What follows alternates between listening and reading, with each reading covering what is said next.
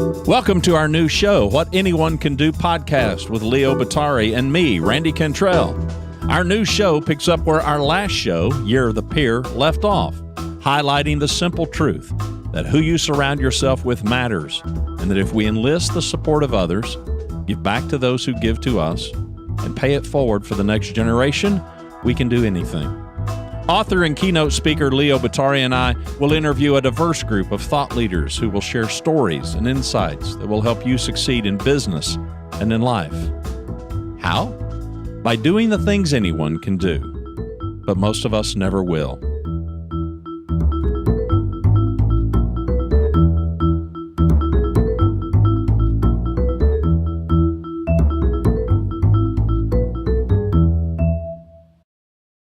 Dr. Larry Senn is a pioneer in the field of corporate culture. He founded Senn Delaney as a culture-shaping firm in 1978. Today, Senn Delaney is the oldest, most experienced organizational culture-shaping firm in the world. Larry has authored many books, including Up the Elevator, Your Guide to Success Without Stress in 2012, Winning Teams, Winning Cultures in 2013, and most recently, The Mood Elevator, Take Charge of Your Feelings, Become a Better You in 2017. Find out more by visiting his company website at senndelaney.com or his book website at themoodelevator.com. We welcome Larry to the show. Larry Senn, pleasure having you on What Anyone Can Do. Really appreciate your joining us here today. Delighted. Great. Hey, well, one of the things, as you know, is we are all about just this whole idea that who you surround yourself with matters, right? We are such a product of the people we surround ourselves with. And I can't think of anything more relevant than to dive into a topic that is near and dear to your heart. And you've obviously become a well-known expert in corporate culture. So I think for starters, in terms of our listeners, I really want to give them a baseline of your work in particular, but also how you got into it and why you are so inspired by the topic. Well, I started out of college doing more traditional consulting work in organization, performance improvement. And what really struck me was how it was easier to decide on change than to get people to change. And that most organizations were like dysfunctional families. They had turf issues and politics and trust issues and talking about each other behind their back and all this stuff. I thought, my God, it's really interesting that they're like miniature societies, but they're kind of dysfunctional. Yeah. And I was hired by a guy named Sam at a place called Walmart way back. This will date me back in the 60s. To help design, he had this new vision of bringing low-cost goods to rural America. He was going to revolutionize the world through this thing called Walmart. And working with his team was just the most joyful thing I did. They were collaborative, they were creative, they were supportive, they were open to ideas, and they were doing something for the greater good. And it was wonderful. Then I got in a plane and went to New York. We'd been hired by Woolworth to do the same thing. And I'd walk into this room and be like going to the morgue. I mean, just like a bunch of old guys sitting around a table. And their only purpose seemed to be to maintain the status quo. And I said to myself, oh my God, that little company in Bentonville is going to take over the world, and this one's going to die. And there's something they didn't teach me in school. The way that people work and get along over there is totally different than they do here. And so I went and found a professor at USC. I'd gone to UCLA for an engineering degree and an MBA. And he'd written a book called Readings in Organizational Character, that companies like people had personalities. And I went to him and said, Dr. Wolf, I've got to understand this. He says, well, we know it's there. No one's ever studied it. What if we paid your way through the doctoral program? You've got clients, you could research it. So that led to the world's first research on corporate culture, this really fat blue book above my desk here. That was my doctoral dissertation at USC, first study of corporate culture. And at that time, I committed to finding a way to how can you create healthy communities of people. And that led to, in 1978, 40 years ago, founding the world's first culture-shaping firm. And so to date, we work with 125 Fortune 500 CEOs, governors of states, members of other presidents' cabinets, and university presidents, and 40 countries around the world doing this thing we call culture shaping. And so that's how I got into it, and it's still a passion today to really help people live life at their best. So I just want to know how we can get more people to read that book, right? I mean, seriously. You're right. Yes. So part of that is about the book, The Mood Elevator, where that kind of comes in. Yeah. What we found over the years is we kept working with groups. Whenever they got real healthy, they had a similar kind of set of behaviors. They were more collaborative. They were more trusting. They're more respectful of other people. They're more appreciative. They're more accountable. Kind of an essential set of behaviors. And then we discovered, you know what? When people are their very best, when you're the top of your game, when you have your best day ever, you are all those things. That's who you are naturally. So the question was, how can we help more people live life at their best? And a great way to do that is to live life up the mood elevator, which was what that book's about. Oh, sure. And no, but I think it was fascinating when you think about mood and what it plays into in terms of our everyday, and of course, I know you talk about it not just in the workplace, but in terms of our everyday life and what it can mean. And how do we keep ourselves exactly at a healthy place? So what are some thoughts around that? Because we also can get sucked into, especially I think in the corporate environment, where it's easy to get dragged down, particularly when it comes to things you can't control, things you may not like, right? You talk about change. I was yes. loved a quote I heard a number of years ago that said, people don't mind change so much. They don't like being changed. So when they always feel that, yes. that it's, I agree. So that it's, that they're getting change, that they're not part of it, but yet sometimes they really can't affect that, yet they get caught up in it, and it drags them down in terms of their ability to stay engaged, stay aligned, stay motivated. And so I guess, how do we keep ourselves out of that? How do we, not try to be the CEO, and how to try to do our job and do it as effectively as we can, in the organization we're at? And if we can't, maybe we belong somewhere else. But what are some of the thoughts you have around that? Yeah. Right. Well, first, what's interesting is almost to the point of your program. When I finished my dissertation, the question was, how do you change habits of adults? How do you take successful leaders who are too hierarchical, too territorial, people who are always critics and always judgmental?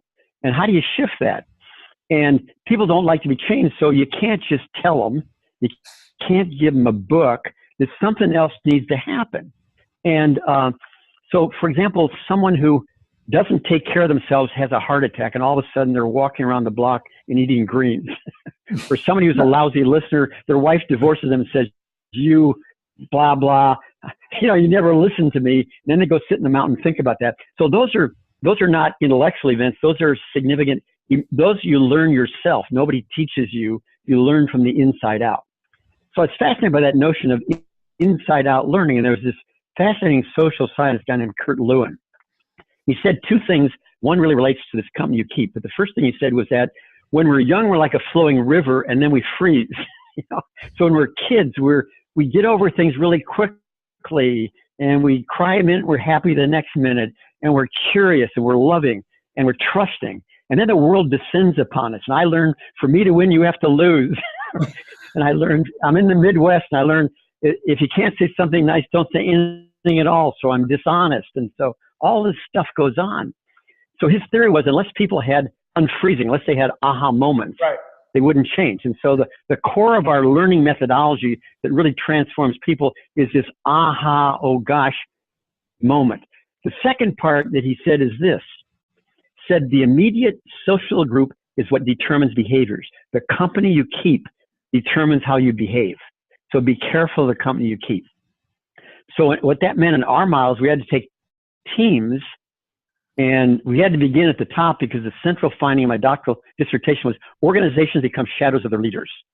And so you got to start at the top with a team, an intact team, and get them to be healthy, sure, and get them to live the right way. Then do that in teams down through the organization. And so that's kind of the essence of the model, is making that happen. Does that make sense?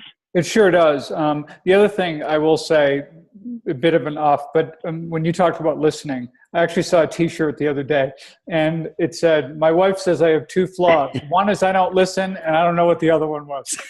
That was beautiful.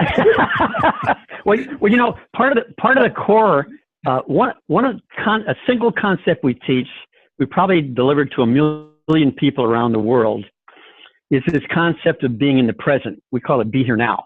In fact, I'm sitting at my desk looking at a picture of a manufacturing plant of a client in Romania. And it's the highest quality, highest safety plant in the world. And there are 1,000 people wearing T-shirts that say in English in Romania, "Be here now, be in the present." Yeah. Because if you are, you won't miss things. You won't have accidents. You'll listen to people. And so this "be here," a quiet mind is one. You talk about how to live the mood elder. If you think about angry, when you're resentful, when you're worried, your thinking is just cranking away. But when you're looking at a sunset, there's almost no thought. There's just a feeling. So the idea of having a quieter mind and learning to have a quieter mind and quiet yourself down, even by taking a deep breath, is one of the ways that you live higher on mood elevator. But, you know, we all, to be human means we're going to ride this thing called the mood elevator. We're going to ride up and down from grateful at the top to unhappy at the bottom, and everything in between. And the question is, how can we influence that? Well, the first thing to influence it, you have to understand where it comes from. And most people think it's the world doing it to us. But let me tell a really quick story, if I can, about this guy. He's about to leave work, and somebody tells him they're going to shut down his division of the business. So he goes, "Oh my God," and he's afraid to go home and tell his wife. So he sits on a park bench. And first he goes to depressed. "Oh my God, my neighbor lost his job and lost his house. My son won't be able to go to that college he wants to go to." And then he goes to anger about the company. He gets really mad at the company. Then he sits there and says, "Well, you know, this guy's always starting rumors. It's probably not true." And he goes to relief and says, "Oh." Then he says, "Hey, I hate this job anyway. Maybe this will give me a package I can leave and start my dog grooming business. I've always wanted to do dog grooming. Oh my God." And then he starts to get really excited about it. The little kid walks by and he says, "Why am I sitting in the park? When I go home, my kids are going to run up and hug me and say, 'I love you, Dad. I'm a blessed man.'" So what took him from depression to anger to relief to excitement to gratitude was his thinking. So every moment of every day, we create a movie, and that movie is created by our thought. And our thinking creates our reality of life. That's how it works. So grateful thoughts create grateful feelings. Worried thoughts create worried feelings. We just need to know that and stop blaming the world for it. That's the place to start. You know, I have one follow-up just before Randy jumps in. No, go ahead. Because Randy, you've got a good, quiet mind over there too, you know. But it can be a dangerous thing too. Yeah. And actually, let me let you go. I want to go back to what I was doing, but go ahead, Randy. You get started. Okay. Well, my thought, Larry, was recently I was having a conversation with somebody about forgiveness, and this was a family issue. And yes. My suggestion and the question that I was asked was how, and I said, "You just do it. You just choose to do it." I'm curious your experience and your just the power of choice and what we can do to help people facilitate making that choice. Yes, and no one will have a really happy, fulfilled life if they can't forgive, because you just can't change the past. You got to move forward. I had this Father's Day lunch with my 5 kids, 5 grandkids, and all. We have this incredibly loving family. And my mother kept telling me over and over again, you know, family comes first, and you got to cut them slack. You got to give them some latitude, and that's really served us well. But to your point in the mood elevator, here's the deal about given that we're all creating our own movie of our mind, then everybody is really doing what makes sense based on their thinking. There's a form of innocence in what people do. Not that you don't need to deal with it, but the fact is, if you can go to compassion instead of anger when someone does something. I had a really gnarly night clerk the other night checking into a hotel, and he gave me all kinds of trouble. And I sat there and said to myself, "Oh my God, I'm so blessed I'm not him." Poor guy, he probably hates this job. It's sad. So I actually gave him some sympathy, and he became a nice guy. So this notion of forgiveness, forgive them for they know not what they do. is actually very true. They're thinking, they did what made sense to them based on their thinking at the time. That's the best they could do. And I should be able to forgive that and not see that as all of them, because they do have a best self. We all do. Do you find that the mood, so that's the part of, do you find that the some of the challenges to people being able to better manage that mood elevator? Because as Leo said, kind of the tagline of our show is who you surround yourself with matters. And we've talked about that, but we tend to be so prone to viewing what's happening to us as a victim and blaming the external on our mood as opposed to owning what's internal. I don't know. Exactly. There's a question in there somewhere. I'm curious your wisdom. I'm so baffled, Larry, by the way this conversation started, and and the tremendous history that you've got. It's just yeah. I mean, I love it. So please. I'll give you a quick example of, got a note from the wife of the CFO of a large Midwest bank after he had gone through our 2-day offsite at Senn. And she said, "I'm not sure who you send home, but I like him. You can keep the other guy." That's good. So what that tells us, everybody's capable. Everybody's capable of this higher level thinking. And what's true is that when we're in the higher states on the mood elevator itself, if you look at it, curious and above, you tend to have clear thinking. You have higher emotional intelligence. Now, let me ask you a question. Have you ever said something to a loved one you wish you could take back? Of course. Have you written an email? You probably shouldn't have written? Yeah. Or shouldn't have sent it anyway. Okay. So where were you on? Or shouldn't have sent, yeah. So where were you in the mood elevator? You were down. So the big deal is this. If you learn nothing other than your thinking is unreliable when you're in the lower mood states, be careful. I mean, even my son, when he was young, he'd say to us, "Don't talk to me now. I probably will say something I don't mean, and I can't hear you. Let me go to my room. When I'm myself, I'll come back out again." It's good admonition for most adults. Yes, it is. This idea of a quiet mind, though, is something that I just think we're inherently uncomfortable with. I mean, think about the fact that whenever there are gaps in communication, we cannot help ourselves but to try to fill those gaps with whatever story we can make up in our heads. We can be sitting somewhere and someone's supposed to meet us and they're 10 minutes late, they're 15 minutes late. We're already thinking about, oh, you're mad at them, whatever. You conjured the story about, and none of it's true. It's completely made up. Yes. And here we are in this state because we're not willing to have a quiet mind. We're not willing to just, we're waiting. We have to conjure up stories. We can't help but fill these gaps. How do we keep ourselves, from just falling into that trap of filling these communication gaps and getting ourselves worked up over this self-inflicted, made up story that we come up with? Well, it's interesting. We have clients that have the highest customer loyalty scores in America, highest customer service scores in America, highest employment engagement scores in America, and they use these concepts. So for teams, for example, one of the things they learn is assume positive intention. Don't assume motives. Right. And we so often make up these stories. And if we can just say, wait a minute, stop, we don't know. Now, the other thing that really helps, a powerful tool, is this notion of curiosity. Let's say someone does something you don't like or don't approve of. In fact, we had to go around the dinner table Father's Day and everybody say what they learned from their father. So my 18-year-old said, he learned from me, he said, "Don't make up stories of people." He said, "Be curious. If they do something you don't understand, be curious about why they did it instead of getting mad at them." Yeah. I thought, oh my God, if I'd known that at 18.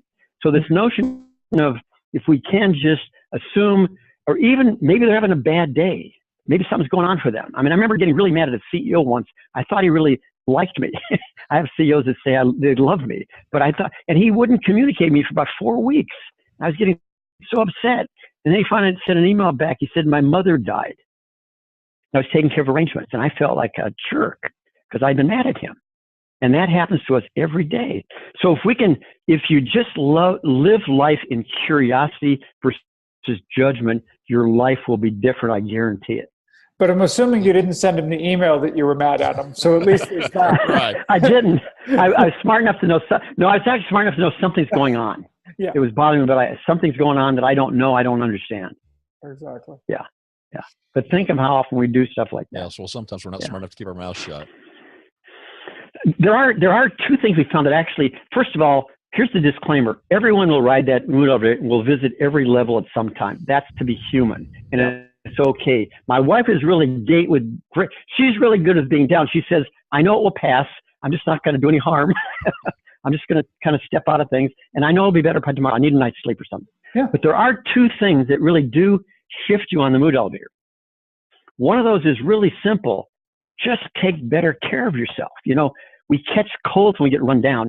We catch the moods when we get run down. So for me, physical fitness, exercise, diet, for me, brief 10-minute meditation in the morning, all those things condition me such that I'm much more resilient to the world and much less taken off my bearings, losing my bearings that way.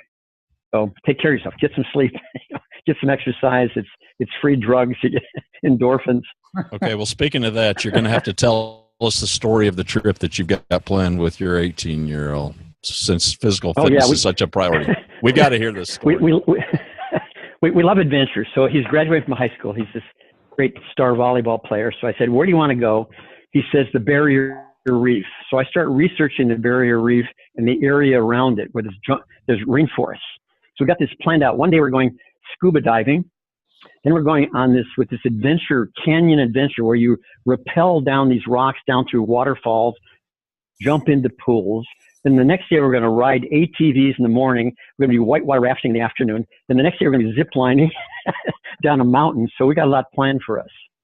Am I safe to assume that if you weren't being nudged by a much younger man, that you might not be doing all of that? You might be. What do I know? Well, you know, I'm a blessed man in so many ways. So Logan came into our lives.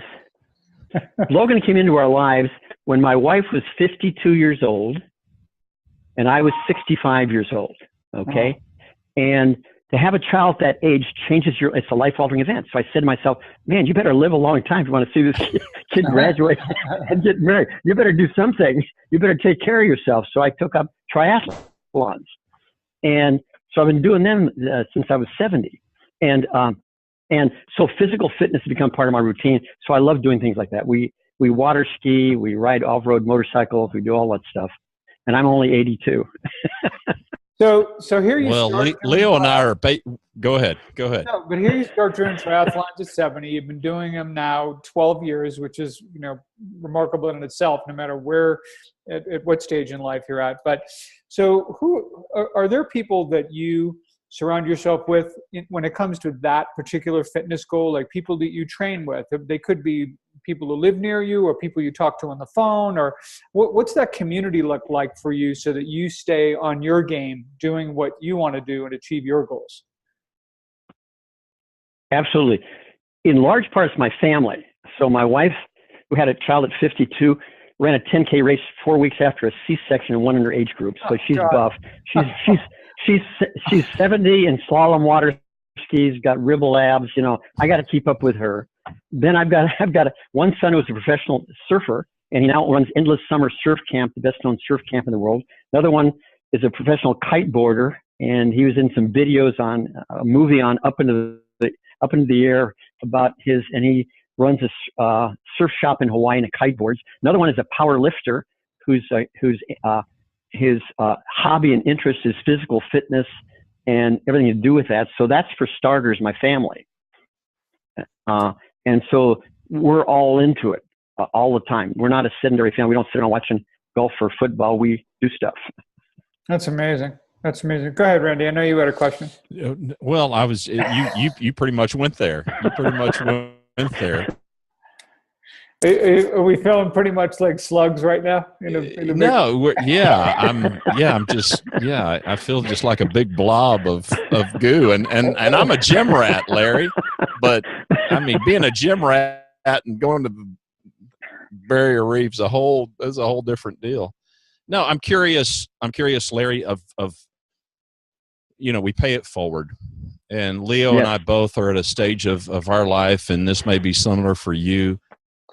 At 30, mountain climbing, right? metaphorically speaking, in business, real just achievement. And for me now, it's very much significance and legacy.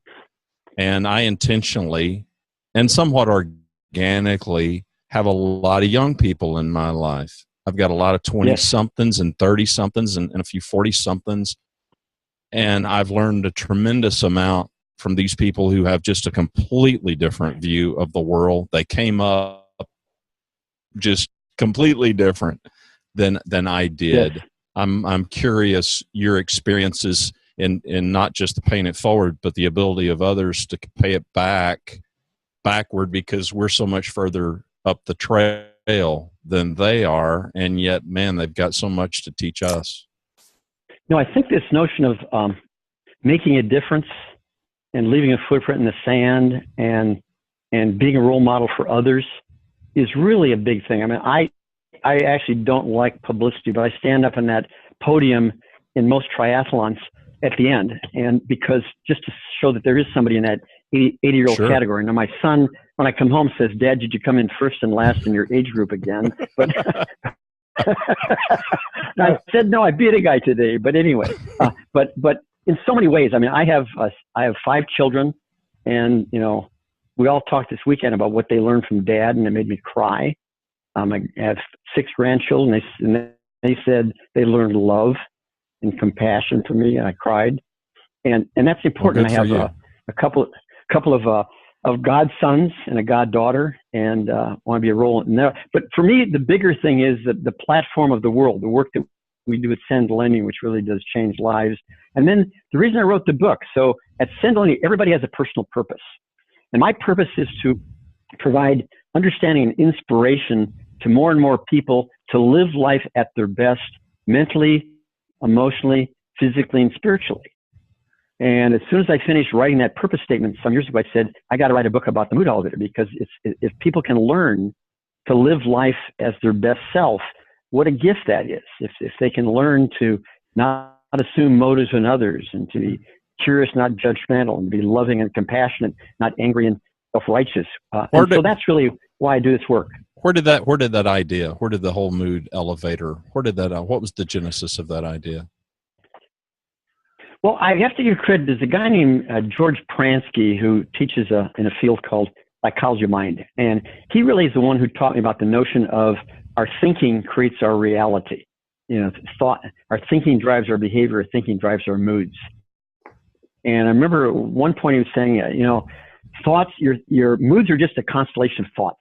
And I got thinking about that and said, we kind of ride up and down this thing called the mood elevator. So I began to work with groups and having them, if you just have people list, what do you like when you're at your best? And you start to write down, what do you feel like when you're at your best? Well, I feel more hopeful. I feel more optimistic. I feel more grateful. I feel more curious. How do you feel when you're at your worst? Well, I feel more worried. I feel more judgmental. I feel more self-righteous. I feel more irritated, bothered, impatient. That's just how I feel. And as I had thousands of people begin to write down how they felt in real life when they're at their best and worst, what came out of that was the mood elevator, because we all have our own mood elevator. We're riding. Yeah. So that's one thing we do. Yeah. So you have one. Yeah, because, we kind of pivoted a little bit. We were talking about young people and the influence they have in our lives. So what you must see, I would imagine, in corporate culture today, because we certainly have had guests who talk a lot about it, is, especially in larger companies, you've got 4 generations oftentimes in the workplace. And mentorship has pretty much been redefined. It isn't just the experienced people mentoring the young people. It's the young people also mentoring others, because on issues of technology and digital and social media and ways to communicate and being purposeful and these kinds of things that this younger generation brings to the workplace. What are you seeing in your practice that has changed in that regard, and how do you think it's made maybe companies and people better for it? I think much too slowly. But organizations are beginning to really learn lessons from the newer generation, all kinds of lessons. I know we hired a relatively young person to come in here and look at some of our content. But the big example for me, one of my best teachers in the world right now is my daughter. And she's like 26 years old. And she's and she actually helps manage the book and gets it out there. And she's just incredible In fact, she arranged this meeting we're having today. And Nice. so she just understands this world like I didn't understand, and gives me platforms like this to talk about it and can do. And then my son, my wife was trying to work on something she had to do on the computer the other day, and she worked for about an hour to try to get this thing sent through. And she called her 18-year-old. He walked in the room, and 2 minutes later, he'd done it, and he'd handled it. And so I bow to my son, I bow to my daughter as authorities in their field. And I believe we all can keep learning, and that's one way to learn. Oh, it sure is.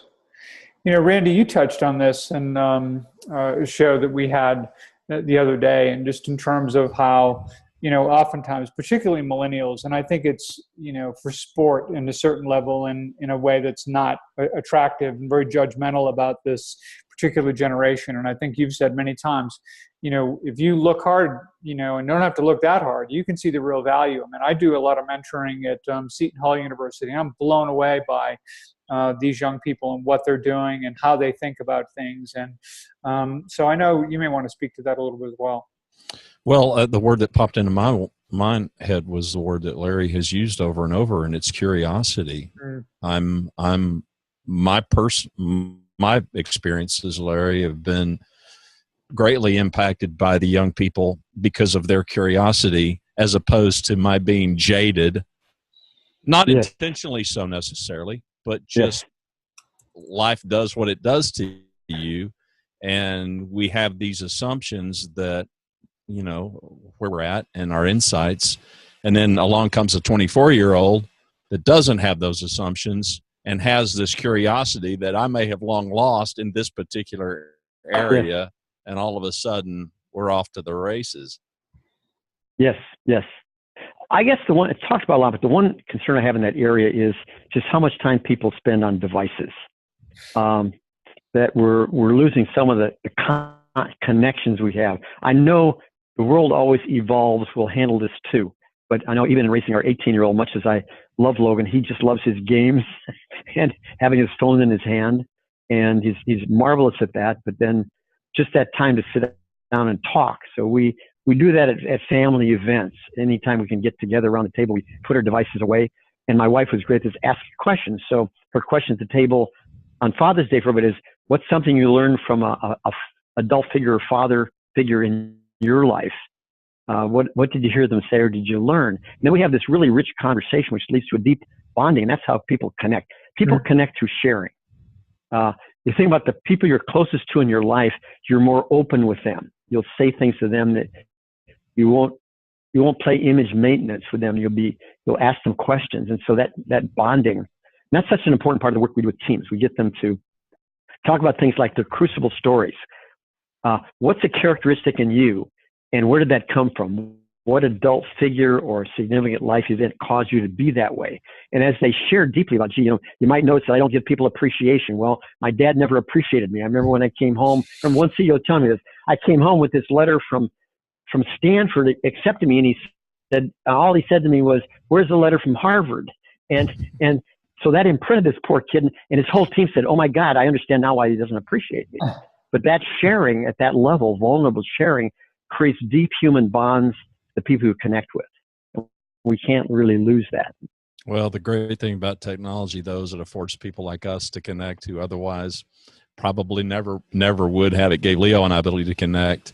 So I'm suspecting, no, I don't have to suspect. I know your 18-year-old, your 18-year-old has much broader connections than you could even conceive of having when you were 18 or when I was 18. So there's the upshot. Yeah, exactly. So we had one of his close friends for the last 4 or 5 years is a kid from Hawaii, from a Korean family in Hawaii that he's gamed with, and he never had met for years. And the guy came to California the first time he came to our house, and they were like they knew each other their whole lifetime. They spent a couple of days together.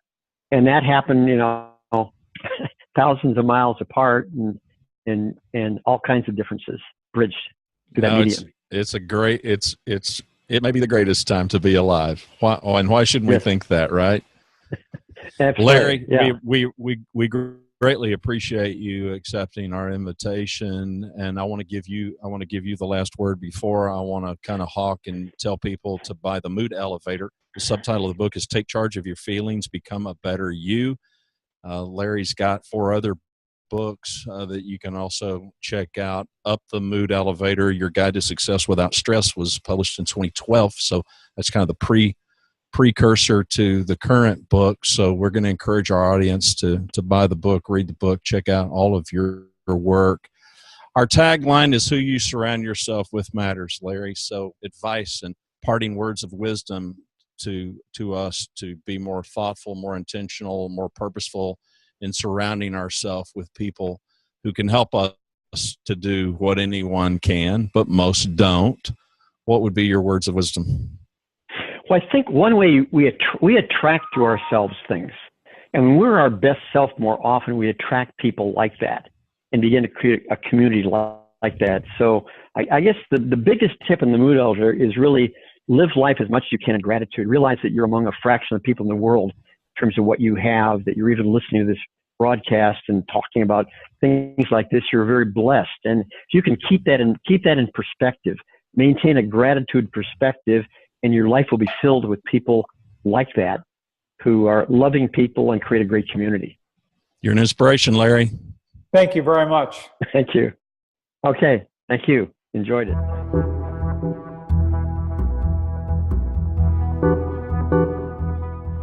To learn more about our show and what we do, to submit questions to us, and to subscribe to What Anyone Can Do podcast, please visit us at whatanyonecando.com. The podcast is hosted by Leo Batari and me, Randy Cantrell. Our assistant producer is Katie Rutkin. Music provided by Kevin MacLeod is Vibe Ace, licensed under Creative Commons by Attribution 3.0 license. Thanks for watching or listening. What Anyone Can Do. Please share the podcast. See you next time.